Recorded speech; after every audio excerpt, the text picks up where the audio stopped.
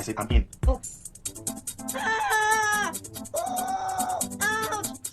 Ngongo ngajakin Tasya ke rumahnya. Dia nyeritain keanehan Tasya ke bibi kembarnya juga. Sedangkan di luar, Tasya membaca tulisan harapan milik adik Ngongo yang sakit kanker, ngingetin dia sama waktu Mbak Tasya kecil. Dimana dia juga pernah membuat harapan supaya dia gak ngerasain sakit lagi waktu dibully dan gak ngerasain apa-apa. Dan akhirnya itu beneran terjadi sekarang. Dia bahkan gak nyadar kalau tangan dia udah ditusuk-tusuk pakai tusukan sate sama Ngongo. Bikin adik Ngongo merasa bahagia. Ngongo dan bibi-bibinya ninggalin Tasya dan adiknya buat ngobrol. Adik Ngongo ngira kalau Tasya punya kekuatan super. Tapi Tasya bilang kalau itu bukan kekuatan super, melainkan sebuah penyakit. Sama kayak adik Ngongo yang menderita kanker, Tasya juga punya penyakit langka yang bikin dia gak bisa ngerasain apapun. Tasya minta adik Ngongo buat gak bikin permohonan biar cepet mati lagi dan tetap semangat hidup. Mereka bermain bersama. Ngongo sama Tasya main permainan tebak kata, tapi mereka kalah karena Ngongo gak bisa nebak. Dan Tasya yang salah mengartikan kata-kata Ngongo.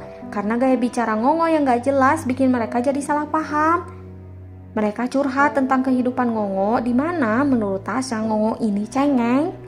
Kata Ngongo dia bukan cengeng, tapi dia gak suka lihat orang yang dia cintai terluka. Gak masalah kalau dia mah mau dihina karena bibirnya sumbing atau apa kek.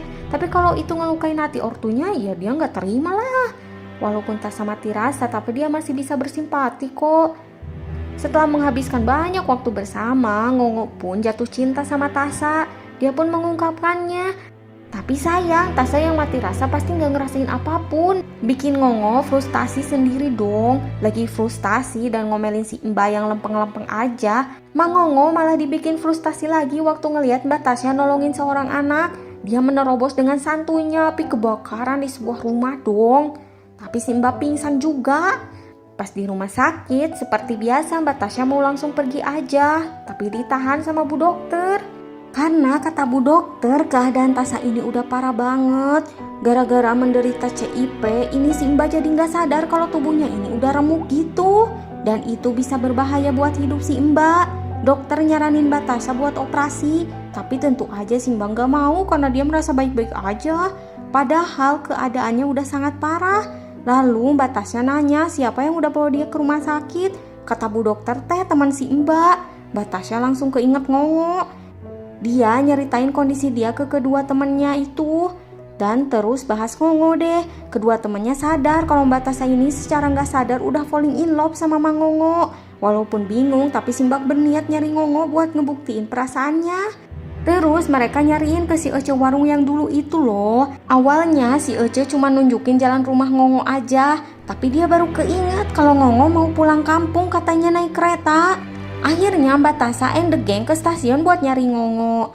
Tapi Ngongonya udah keburu pergi dong. Untuk pertama kalinya Mbak Tasya nangis. Pas dia sadar kalau dia baru aja nangis, Mbak Tasya senyum tapi sambil nangis juga.